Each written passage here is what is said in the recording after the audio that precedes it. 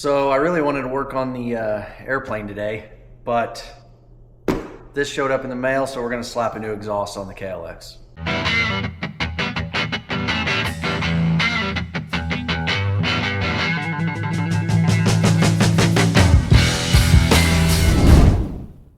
So here's the pipe that I got. This is the FMF PowerCore 4 slip-on.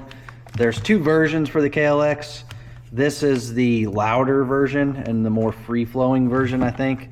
So you got the PowerCore 4 and then the Q4, which is quieter. Did come with a spark arrestor, so you can, it is a US Forest Service approved spark arrestor. So we're gonna get that thing installed. Here's the stock pipe and what it looks like. It is stainless, so I'm not sure as far as weight savings how much we're gonna actually shave off of this thing, but the main part is I need a freer flowing exhaust. You can see the opening. This is my pinky. So it's still corked up. I did put a fuel controller on it last year. I put a EJK electronic jet kit fuel controller under the seat. So we do have the ability to turn the fuel up to this thing, and it's ready for a pipe, but we just never actually bought a pipe and slapped it on there. So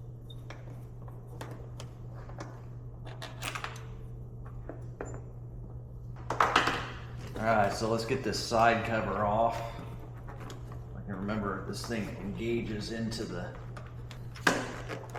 ow. Aha. Okay, so it looks like we've got the band clamp and two hanger bolts. So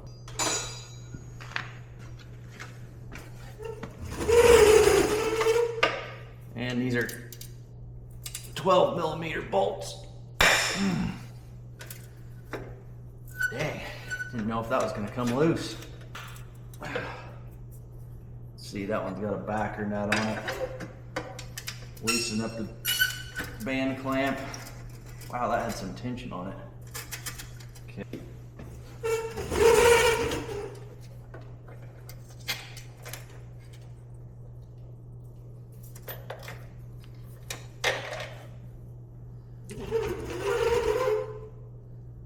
All right, so I think we're ready to pull this off. Oh, wow. So there's a significant weight difference by feel. I mean, a lot, actually. I wasn't expecting that much of a weight difference. So I want to, let's see if we can get a weight difference. Let's try to get a weight on both of these things and see just how much of a weight difference there actually is. Okay, so I've got my scale set up here, it's zeroed out, and see if we can get this to balance on there. Stock exhaust is 8 pounds, 7.7 ounces. And the FMF, make sure I'm not, 5 pounds, 4.8 ounces. So it's over 3 pounds lighter. So that's insane, actually. I'm stoked about that. That's sick. I mean, I thought it might be a little bit lighter, but I did not expect that kind of a weight savings. So one of the things I'm noticing about this is the slip-on has a bigger diameter, so I gotta look at this. If I, okay, so it looks like we need to pull out the little gasket that they've got in there. So I'm just gonna grab a pick and try to pick that gasket out of there. Unfortunately, FMF didn't send any installation instructions with the thing, so I'm kind of just trying to figure this out here. Oh, that's not coming out too easy. Gonna destroy it getting it out of there, so we're never going back. Wow. Oh my.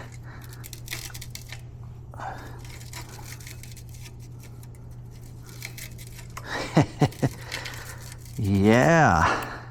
Okay.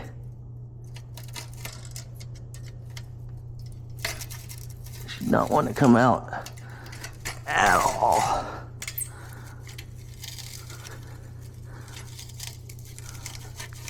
Seems to be caught up in the back somehow. Okay. Well, we're not putting that bitch back in there. But I think that was the intent here. So now if I take this, yeah. Okay. So that's just a snug fit. Oh, yeah, it's tight. Okay. So that goes like that. And then it looks like we'll be able to use this back in place here. Ah, okay. They did send this, which I assume is supposed to, gosh, I guess this is supposed to maybe go on here. Oh, I really wish they would have sent instructions, and I even looked on Google and didn't see much, which is kind of strange. This would have to come in through this way, which is going to be basically impossible for me to do. Okay. Well, boys, how do you expect me to put this on? They did not send any hardware with it, which is strange. And this bolt's too long. Obviously, we can reuse the factory stuff here.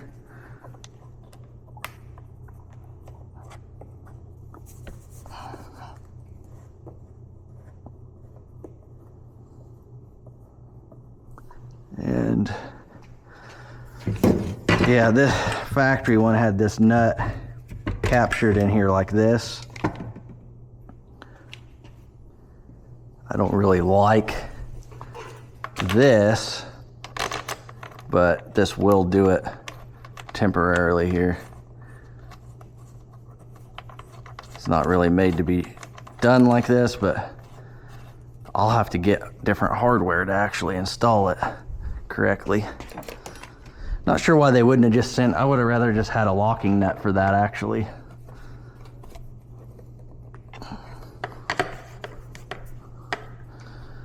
So,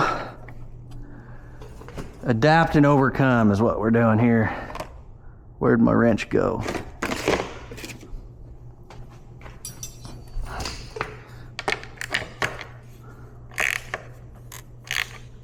Okay, upper mount is tight.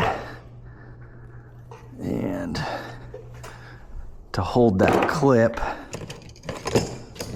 just gonna take a pair of channel locks for now. Not impressed with this. There's no instructions sent in the box, and then the hardware choice, in my opinion, is strange. Could have just sent a lock nut and reused this factory bolt, but that's all right. I probably should have put some copper RTV on that, but we'll see if it leaks or not.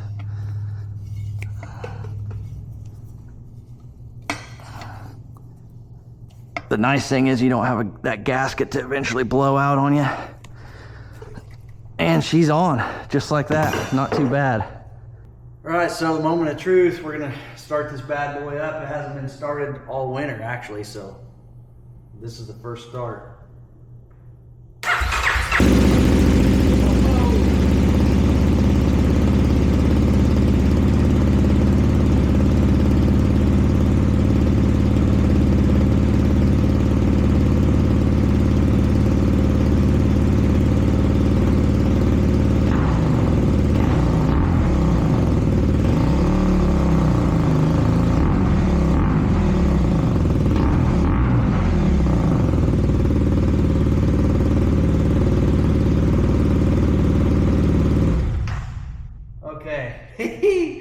Man, that sounds nasty now. That changed that a lot. But I am getting a little bit of a leak out of the band clamp area.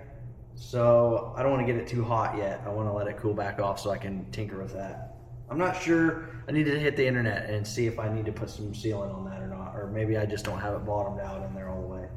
But man, that woke that thing up. That even on a cold start, it had really snappy throttle response. It's never been like that ever. So yeah, I am really pumped now to get this thing out and see what that's gonna do. So here's what the thing looks like with the plastic back on. I mean, it just looks better. It's over 3 pounds lighter, and it really woke up the throttle response. I mean, I could not be happier with the result. I did look on the internet, and the connection joint down there having a leak did seem to be a common problem, but I'm just gonna pick up some copper RTV. I'll take it apart, I'll put a light coat around it, assemble it all, and let it set up, and then tighten the band clamp, and it'll go away. I've used that stuff on exhaust for other stuff, and it works really well. Well, that's gonna end it for this one, guys. The test ride for this is gonna have to wait because we've got storms outside. It's rainy and nasty and super windy outside. And we've also got like 6 to 8 inches of rain here in the last couple of weeks. So everything around us is just mud and flooded. So the test ride has to wait, but I am stoked. That woke up the bike quite a bit. We shaved a little bit of weight off of it. And I've got an IXCR hair scramble coming up in April. So we should have this bike ready to rock for that. I've been doing a little bit of training, believe it or not, some fitness training so I can get myself in better shape for that. So that's gonna be awesome. I'll do a full vlog on that. And then one of the next videos should be that. You should be seeing some engine work going on with the Thorpe, so I'm excited to get into that. Stay tuned because 2026, we're gonna keep the videos rolling. I'm fully committed this year, so it's going to be an epic year. You're going to want to stay tuned, hit the subscribe button down below, and as always, we'll see you guys on the next one.